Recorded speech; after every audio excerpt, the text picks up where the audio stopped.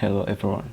Hari ini aku bakal share bagaimana cara saya mendapatkan uang 100 juta rupiah selama 2 tahun terakhir kuliah sarjana. Mungkin banyak orang yang bilang 100 juta is not that big. Yeah, it's not that big actually, but saya cukup bangga mendapat uang 100 juta karena apa? Karena sumber uangnya itu totally berasal dari dunia akademis. Jadi sumber uang tidak berasal dari investasi, tidak juga berasal dari jualan atau bisnis, apalagi banner option.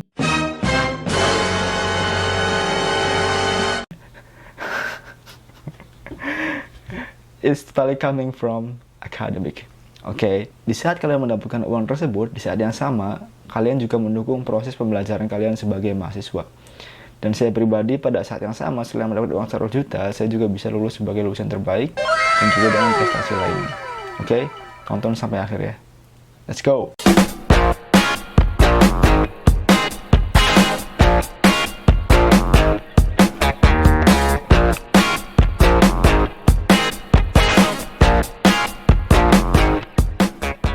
Jadi pada video kali ini, saya bakal bahas dari mana aja sumber-sumbernya dan bagaimana cara mendapatkannya. Oke, kita mulai. Saya bakal coba mengurutkan sumber-sumber pendapatan dari awal sampai yang terakhir, dari yang terbesar sampai yang terkecil. Oke, yang pertama, publikasi ilmiah. Publikasi ilmiah pada dasarnya adalah kalian melakukan riset selama kalian kuliah, kemudian dari hasil riset itu kalian tulis sebagai paper, kemudian kalian publikasikan dalam bentuk jurnal ataupun dalam bentuk proceeding. Kalau proceeding berarti ntar kalian mengikuti suatu conference, baik itu secara nasional atau internasional. Kalau jurnal, kita tidak perlu mengikuti suatu conference. Oke, dari mana sumber pendapatannya kalau kita melakukan publikasi ilmiah? Well, beberapa universitas, dan seharusnya ketika kita menulis paper, kemudian kita mempublikasikannya, dan kita membawa nama universitas, pada dasarnya, apa yang kita lakukan adalah berkontribusi besar terhadap universitas tersebut. Karena kalau kita tahu, sebagai contoh, misalkan, dalam perankingan, universitas juga membutuhkan yang namanya jumlah paper atas nama dirinya. Jadi kalau seandainya saya Zaka, saya menulis paper, kemudian saya membawa institusi saya, Universitas Islam Indonesia. Untuk Universitas Islam Indonesia, secara tidak langsung ya, sistem database yang ada, terutama sistem database seperti jurnal-jurnal ataupun yang terindeks Scopus, itu biasanya akan diakumulasi. Dan semakin tinggi tentu akan meningkatkan ranking daripada universitas tersebut. Pendapatan dari mana? Yang pertama, karena kita sudah berkontribusi terhadap universitas, biasanya universitas akan memberikan suatu reward kepada mahasiswanya. Oke, jumlahnya cukup besar. Kalau saya katakan satu paper mungkin bisa ya 2 juta itu bisa adalah 2 juta, 2,5 sampai 3 juta gitu. Tergantung skalanya apakah nasional ataupun internasional. Nah, saya pribadi selama saya mengikuti perkuliahan itu mungkin ada sekitar 20 paper yang sudah saya publikasikan gitu. Selain daripada reward tadi, kalian juga bisa mendapatkan dalam bentuk lain. Sebagai contoh, misalkan kalau kalian mengikuti conference ya.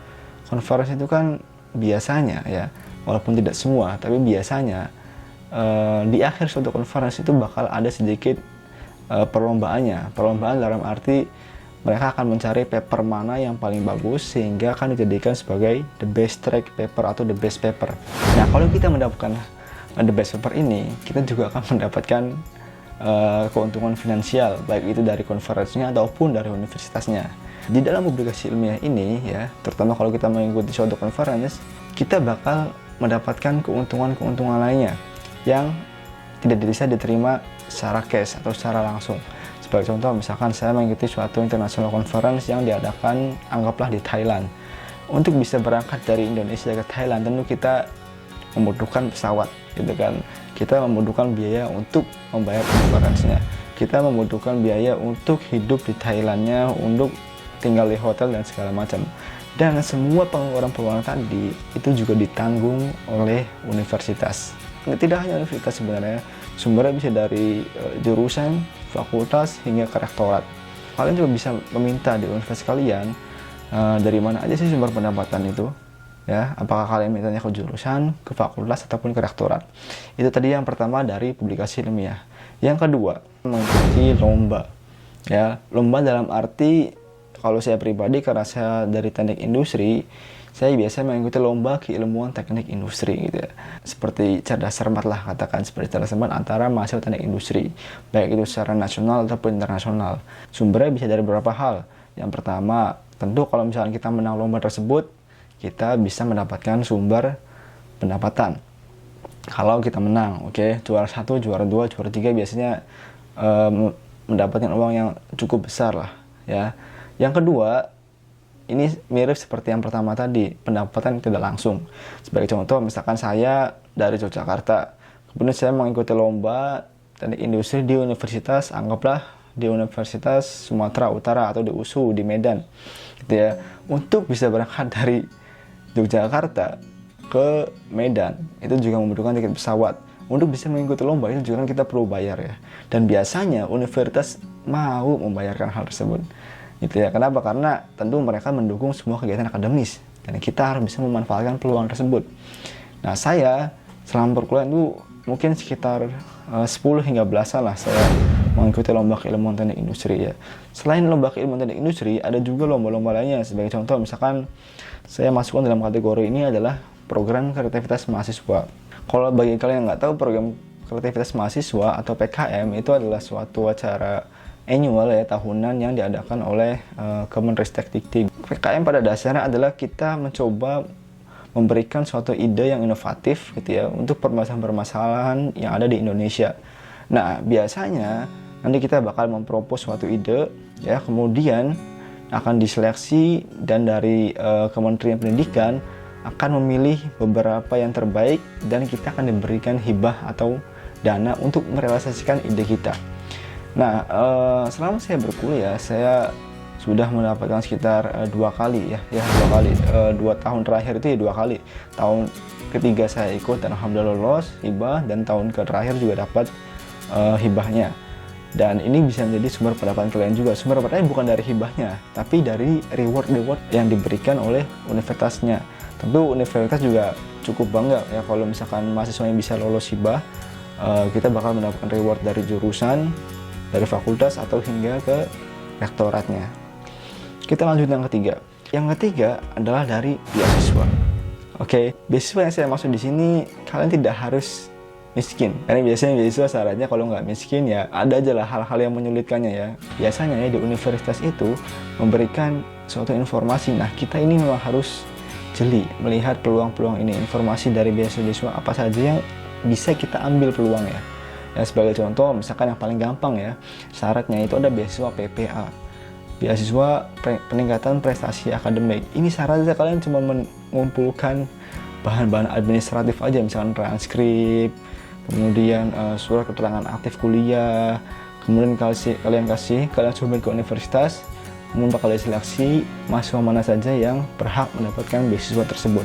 Well, beasiswanya cukup lumayan sebenarnya ya. Bagi saya selama kuliah itu saya bisa mendapatkan sekitar 2-3 beasiswa lah ya, 2-3 beasiswa yang mana semuanya tinggal cukup seleksi administrasi aja gitu. Kalian nggak perlu wawancara, nggak sesusah itu gitu. Lumayan lah gitu kan, mendapatkan sumber pendapatan lainnya tambahan. Sebenarnya berbicara mengenai beasiswa ini ada hal yang menarik yang pengen saya sampaikan sebenarnya. Cuman mungkin nanti saya bakal coba pisahkan aja pembahasan mengenai beasiswa di video yang lainnya. Karena beberapa beasiswa saya pernah mendapatkan beasiswa yang cukup besar, cuman saya tolak karena beberapa hal yang tidak sama dengan prinsip saya. Saya pikir perlu teman-teman ketahui dan perlu teman-teman pikirkan juga kalau teman-teman mendapatkan peluang seperti yang saya dapatkan gitu. Yang keempat adalah dengan cara magang. Oke. Buat kalian yang mungkin follow Instagram saya, kalian mungkin sudah tahu ya kegiatan saya sehari-hari. Saya di tahun terakhir berkuliah ya, sebenarnya saya itu bisa lulus kuliah saya dalam waktu 3 tahun sebenarnya. Saya sudah mempersiapkan risetnya segala macam di akhir tahun ketiga itu untuk bisa lulus cepat sebenarnya. Akan tetapi ya, saya mendapatkan tawaran dari salah satu katakanlah board of director di suatu perusahaan logistik Indonesia, dan itu juga tawarannya eksklusif gitu ya. Saya tidak melakukan wawancara, saya tidak melakukan seleksi apa-apa, ditawarin aja gitu, ditawarin ya. Jadi si bapak doktor itu kebetulan dia juga salah satu dosen praktisi juga di universitas saya. Kemudian dia meminta kepada beberapa dosen, minta saran untuk memberikan salah satu mahasiswa terbaiknya untuk bisa magang di perusahaannya. Dan kebetulan saya yang dipilih, jadi saya yang ditawarkan. Dan akhirnya saya berpikir bahwa kalau lulusan teknik nggak punya pengalaman kerja di bidang industri, kayaknya agak kering juga gitu ya. Agak kering juga, walaupun mungkin prestasinya di sisi lain akademis ada, tapi kalau nggak punya pengalaman di bidang industrinya, apalagi saya teknik industri, itu kayaknya kurang aja gitu. Nah, maka dari itu saya waktu itu ambil kesempatan itu dan saya magang hingga 3 bulan dan digaji juga, pun cuma sekedar magang gitu ya, walaupun gajinya ya mungkin sekitar UMR-an lah, cuman UMR Jakarta kan lumayan juga ya, kalian bukan fresh graduate tapi kalian masih mahasiswa, kalian dibayar setara lah dengan anak-anak fresh graduate. Oke, itu tadi yang keempat. Yang kelima adalah dengan cara membantu riset orang lain.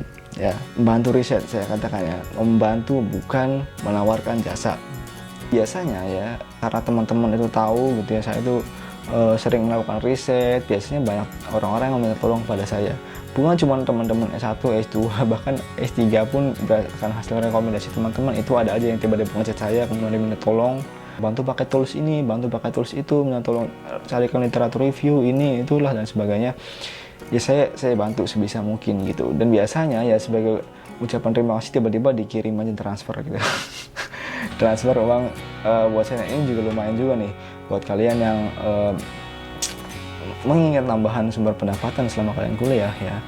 Bantu-bantulah orang, nggak ada salahnya juga selama membantunya di bidang akademik gitu kan. Toh kalian juga belajar juga pada dasarnya. Kalian bisa mendapatkan wawasan lebih, tapi di saat sama kalian juga mendapatkan bayaran. Why not? Nah, yang terakhir ya, dengan menjadi asisten laboratorium atau juga sebagai research assistant atau RA. Saya selama berkuliah S1 sekitar 3 tempat atau 3 laboratorium saya bekerja di dalamnya gitu. Satu lab itu saya kerja sekitar 2 tahun, 2 lab lainnya saya kerjakan kurang dari waktu 1 tahun gitu. Dan pendapatannya cukup lumayan gitu ya. Cuman dari interpretan daripada asisten ini sebenarnya adalah mendapatkan ilmu soft skillnya. Itu yang paling penting sebenarnya. Pendapatannya mungkin nggak seberapa ya, makanya saya taruh asisten ini di level yang terakhir gitu. Pembelajaran dan pengalaman ini yang penting gitu. Saya melakukan riset, belajar dari situ. Saya belajar mengajar dari situ, soft skill mengenai komunikasi belajar di situ. Kemudian bagaimana berdiskusi dengan baik gitu ya.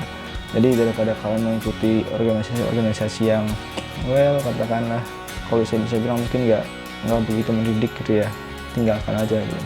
Kalian harus bisa memilih organisasi mana yang kira-kira bisa benar-benar mendidik kita gitu, bukan cuma menghabiskan waktu kita. Oke, itu tadi sumber pendapatan yang saya dapatkan selama saya kuliah S1. Sebenarnya kalau saya sadar lebih awal, mungkin saya bisa mendapatkan sumber pendapatan ini lebih banyak gitu. Ya, jadi saya melakukan hal-hal yang tadi saya sebutkan itu 2 tahun terakhir kuliah S1 saya gitu. Mungkin kalau saya mulai lebih awal, mungkin bisa jadi lebih banyak gitu. Tapi ya, saya sarankan kepada teman-teman, karena bagaimana cara saya juga bisa lulus sebagai the best graduate gitu ya. 2 tahun pertama kalian fokuskan dulu belajar di bagian perkuliahan ya. Fokus dulu di kuliahan, nggak usah ikut ABCD, fokus dulu gitu ya. Selesaikan semua kewajiban, selesaikan kewajiban kredit kita ya kepada universitas di 2 tahun pertama. Habiskan dulu, fokuskan ke perkuliahan ya. Toh kalaupun kita melakukan riset, tapi kita tidak punya background ilmunya, nggak bakal bisa juga riset gitu. Jadi 2 tahun pertama ini menurut saya adalah materi-materi yang cukup krusial gitu ya, cukup krusial yang bisa membangun mindset kita untuk bisa berpikir lebih kritis dan juga menambah pengetahuan kita mengenai jurusan yang kita ambil ya. Kemudian 2 tahun terakhir, nah itu oke lah, kalian bisa sedikit lega karena beberapa kredit kan sudah terpenuhi kewajibannya di 2 tahun awal. Oke, itu tadi sedikit tips dan trik dari saya. Sumber pendapatan sudah saya jelaskan, kemudian bagaimana cara mendapatkannya. Oke, ambil baiknya, buang buruknya. Semoga kalian bisa mendapatkan pencerahan dari video ini, terutama buat kalian yang masih kuliah ya. Kalian bisa memanfaatkan keadaan ini ya. Sebenarnya dari sini saya pribadi belajar gitu ya, bahwa sebenarnya untuk bisa mendapatkan keuntungan secara finansial ini bukan sekedar pintar bodoh gitu ya, tapi ini lebih kepada seberapa sensitif kita terhadap peluang yang ada gitu. Oke, semoga kalian bisa mendapatkan manfaatnya. Thanks for watching and see you in another video. Bye.